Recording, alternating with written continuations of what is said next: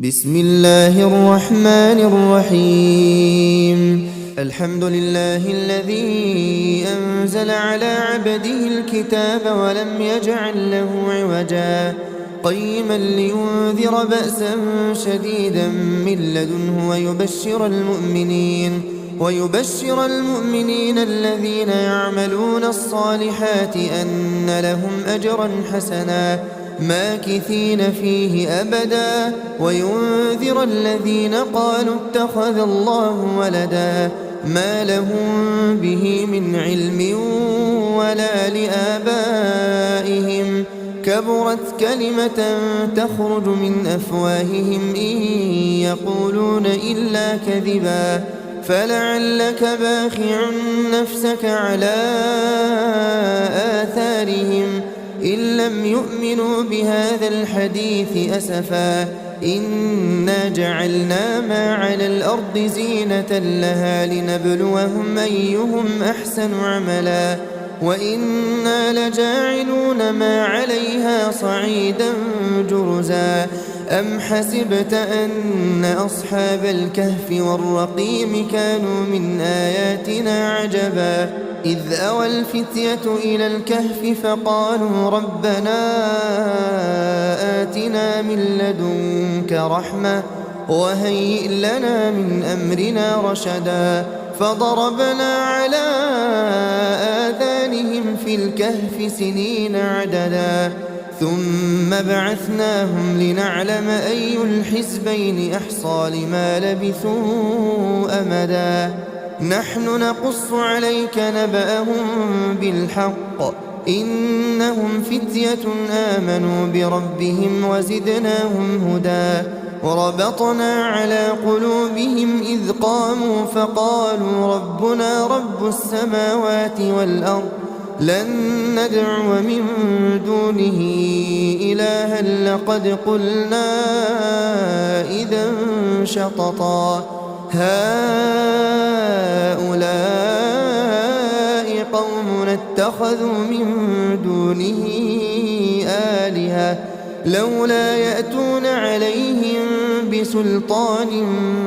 بين فمن أظلم ممن افترى على الله كذبا وإذ اعتزلتموهم وما يعبدون إلا الله فأووا إلى الكهف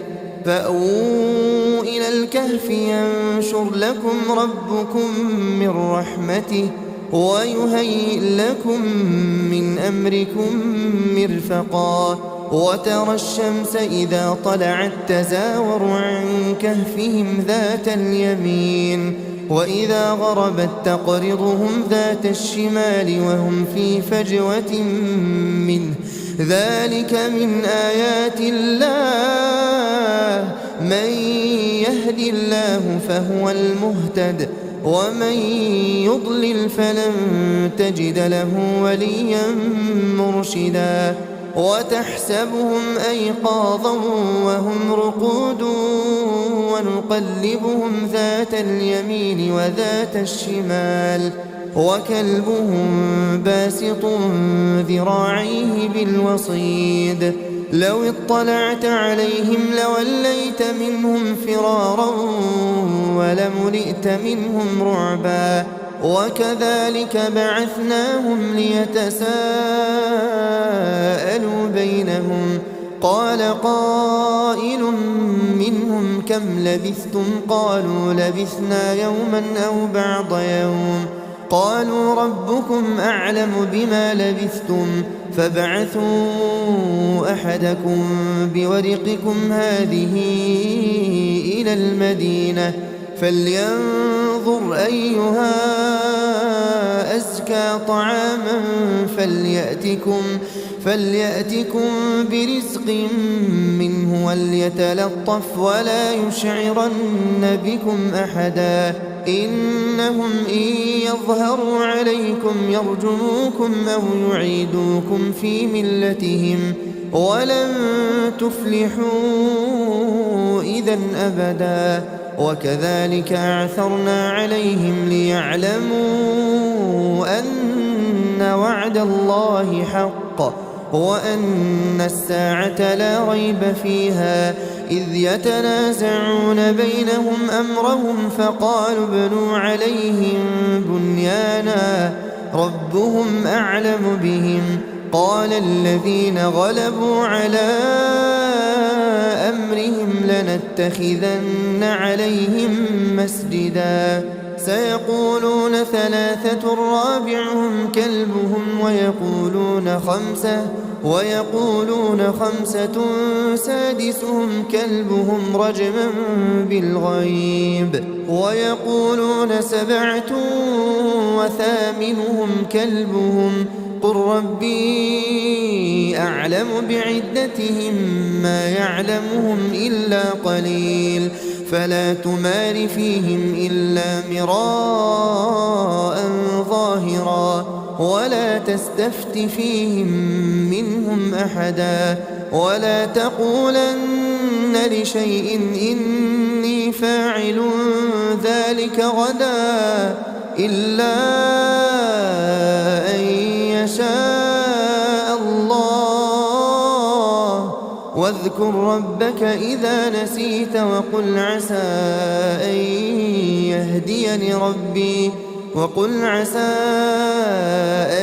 يهديني ربي لأقرب من هذا رشدا ولبثوا في كهفهم 300 سنين وازدادوا 9 قل الله أعلم بما لبثوا له غيب السماوات والأرض أبصر به وأسمع ما لهم من دونه من ولي ولا يشرك في حكمه أحدا واتل ما أوحي إليك من كتاب ربك لا مبدل لكلماته ولن تجد من دونه ملتحدا واصبر نفسك مع الذين يدعون ربهم بالغداة والعشي يريدون وجهه ولا تعد عيناك عنهم تريد زينة الحياة الدنيا ولا تطع من أغفلنا قلبه عن ذكرنا واتبع هواه وكان أمره فرطا وقل الحق من ربكم فمن شاء فليؤمن ومن شاء فليكفر إنا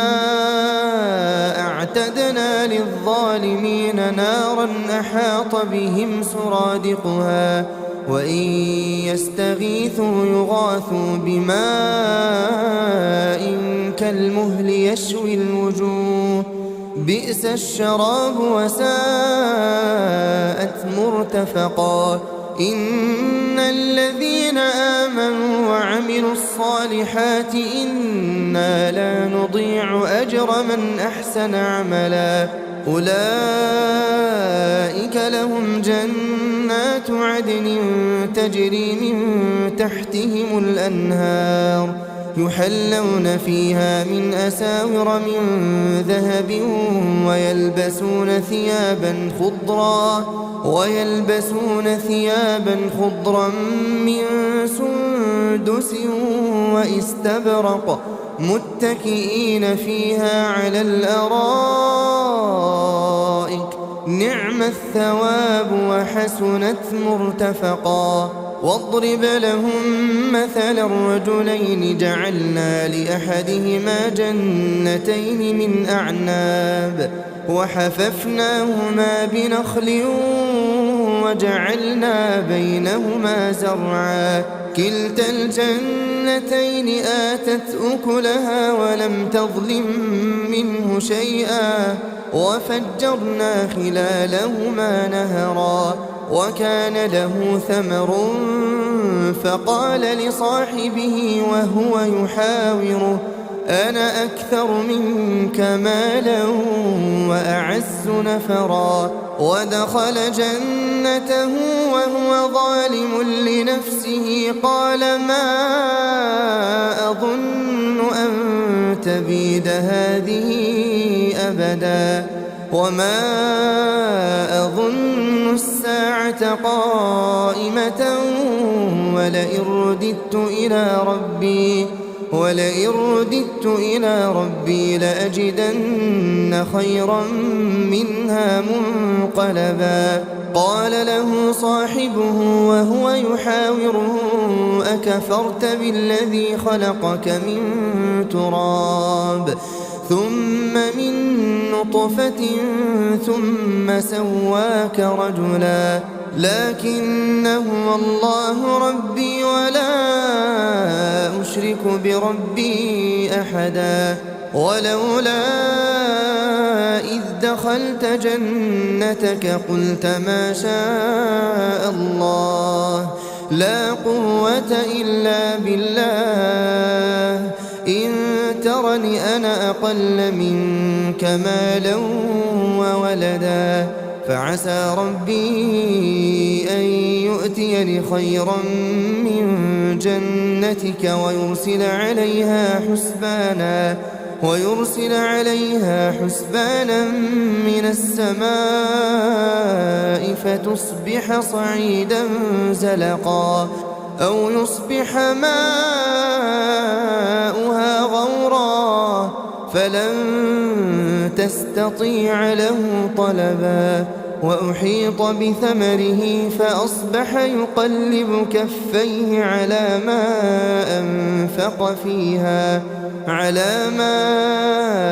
أنفق فيها وهي خاوية على عروشها ويقول يا ليتني لم أشرك بربي أحدا. ولم تكن له فئة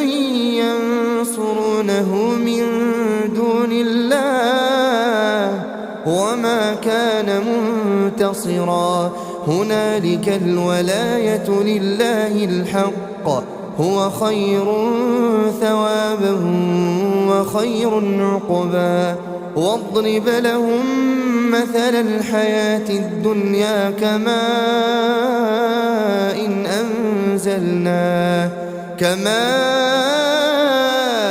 إن أنزلناه من السماء فاختلط به نبات الأرض فأصبح هشيما تذروه الرياح وكان الله على كل شيء مقتدرا. المال والبنون زينة الحياة الدنيا والباقيات الصالحات خير عند ربك ثوابا وخير أملا. ويوم نسير الجبال وترى الأرض بارزة وحشرناهم فلم نغادر منهم أحدا. وعرضوا على ربك صفا لقد جئتمونا كما خلقناكم أول مرة بل زعمتم أن لن نجعل لكم موعدا. ووضع الكتاب فترى المجرمين مشفقين مما فيه ويقولون يا ويلتنا ما لهذا الكتاب لا يغادر صغيرة ولا كبيرة إلا أحصاها ووجدوا ما عملوا حاضرا ولا يظلم ربك أحدا. وإذ قلنا للملائكة اسجدوا لآدم فسجدوا إلا إبليس كان من الجن ففسق عن أمر ربه أفتتخذونه وذريته أولياء من دوني وهم لكم عدو بئس للظالمين بدلا. ما أشهدتهم خلق السماوات والأرض ولا خلق أنفسهم وما كنت متخذ المضلين عضدا. ويوم يقول نادوا شركائي الذين زعمتم فلم يستجيبوا لهم وجعلنا بينهم موبقا ورأى المجرمون النار فظنوا أنهم مواقعوها ولم يجدوا عنها مصرفا ولقد صرفنا في هذا القرآن للناس من كل مثل وكان الإنسان أكثر شيء جدلا وما منع الناس أن يؤمنوا إذ جاءهم الهدى ويستغفروا ربهم إلا أن تأتيهم سنة الأولين أو يأتيهم العذاب قبلا وما نرسل المرسلين إلا مبشرين ومنذرين ويجادل الذين كفروا بالباطل ليدحضوا به الحق واتخذوا آياتي وما أنذروا هزوا ومن أظلم ممن ذكر بآيات ربه فأعرض عنها ونسي ما قدمت يداه إنا جعلنا على قلوبهم أكنة أن يفقهوه وفي آذانهم وقرا وإن تدعهم إلى الهدى فلن يهتدوا إذا أبدا وربك الغفور ذو الرحمة لو يؤاخذهم بما كسبوا لعجل لهم العذاب بل لهم موعد لن يجدوا من دونه موئلا وتلك القرى أهلكناهم لما ظلموا وجعلنا لمهلكهم موعدا وإذ قال موسى لفتاه لا أبرح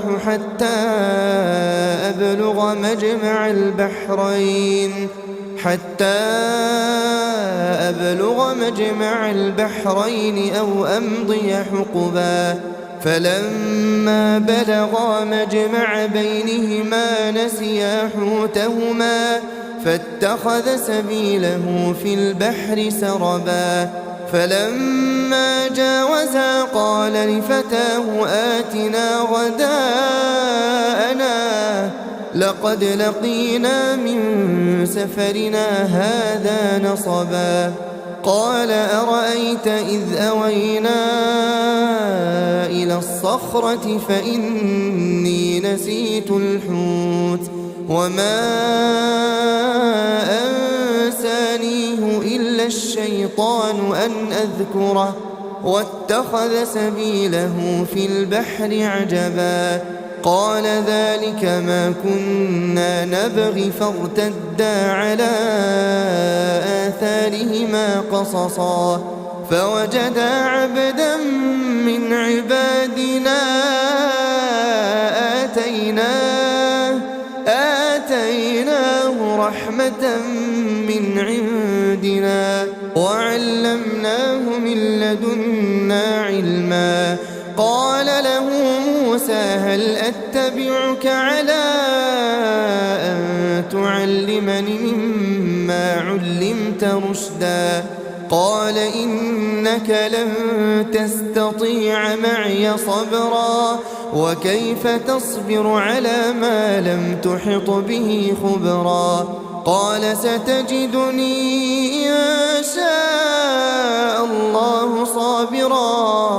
إن شاء الله صابرا ولا أعصي لك أمرا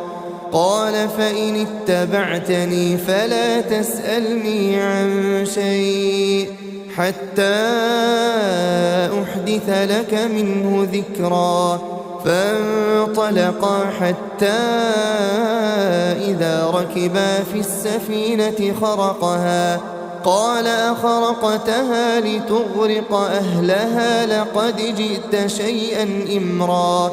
قال ألم أقل إنك لن تستطيع معي صبرا قال لا تؤاخذني بما نسيت ولا ترهقني من أمري عسرا فانطلقا حتى إذا لقيا غلاما فقتله قال أقتلت نفسا زكية بغير نفس لقد جئت شيئا نكرا قال ألم أقل لك إنك لن تستطيع معي صبرا قال إن سألتك عن شيء بعدها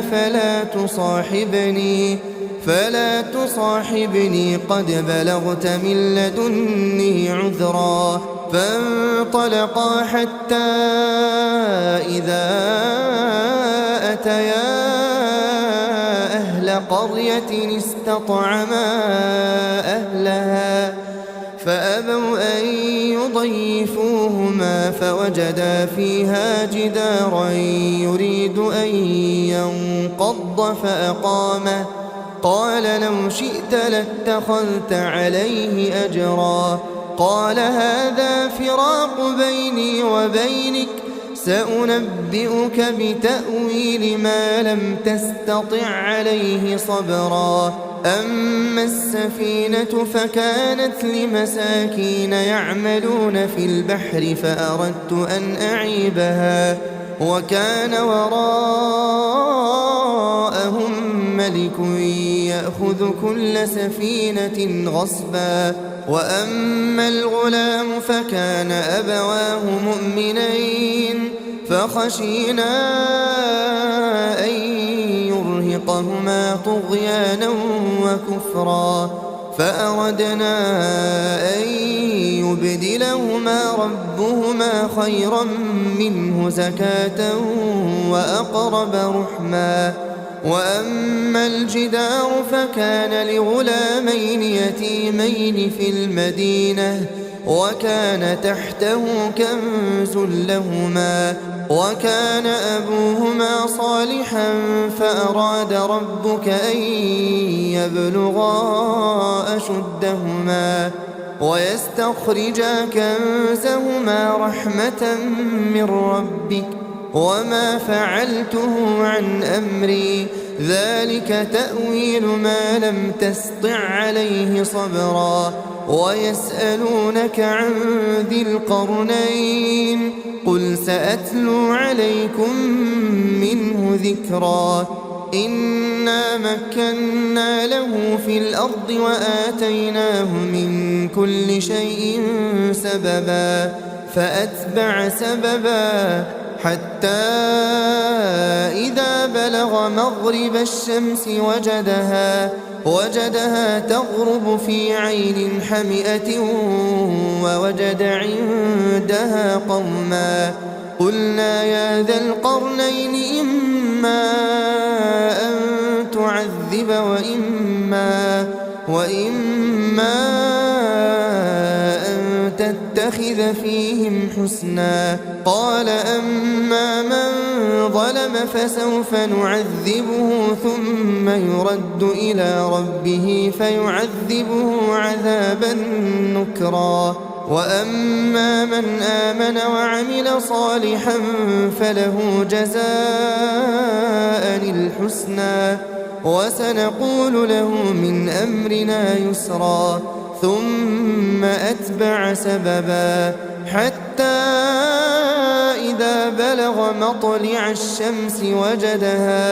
وجدها تطلع على قوم لم نجعل لهم من دونها سترا كذلك وقد أحطنا بما لديه خبرا ثم أتبع سببا حتى إذا بلغ بين السدين وجد من دونهما قوما لا يكادون يفقهون قولا قالوا يا ذا القرنين إن يأجوج ومأجوج مفسدون في الأرض فهل نجعل لك خرجا على أن تجعل بيننا وبينهم سدا؟ قال ما مكني فيه ربي خير فأعينوني بقوة أجعل بينكم وبينهم ردما آتوني زبر الحديد حتى إذا ساوى بين الصدفين قال انفخوا حتى إذا جعله نارا قال آتوني أفرغ عليه قطرا فما استطاعوا أن يظهروه وما استطاعوا له نقبا قال هذا رحمة من ربي فإذا جاء وعد ربي جعله دكاء وكان وعد ربي حقا وتركنا بعضهم يومئذ يموج في بعض ونفخ في الصور فجمعناهم جمعا وعرضنا جهنم يومئذ للكافرين عرضا الذين كانت أعينهم في غطاء عن ذكري وكانوا لا يستطيعون سمعا أفحسب الذين كفروا أن يتخذوا عبادي من دوني أولياء إنا أعتدنا جهنم للكافرين نزلا قل هل ننبئكم بالأخسرين أعمالا الذين ضل سعيهم في الحياة الدنيا وهم يحسبون أنهم يحسنون صنعا أولئك الذين كفروا بآيات ربهم ولقائه فحبطت أعمالهم فلا نقيم لهم يوم القيامة وزنا ذلك جزاؤهم جهنم بما كفروا واتخذوا آياتي ورسلي هزوا إن الذين آمنوا وعملوا الصالحات كانت لهم جنات الفردوس نزلا خالدين فيها لا يبغون عنها حولا قل لو كان البحر مدادا لكلمات ربي لنفد البحر قبل أن تنفد كلمات ربي ولو جئنا بمثله مددا قل إنما أنا بشر مثلكم يوحى إلي أنما إلهكم إله واحد فمن كان يرجو لقاء ربه فليعمل عملا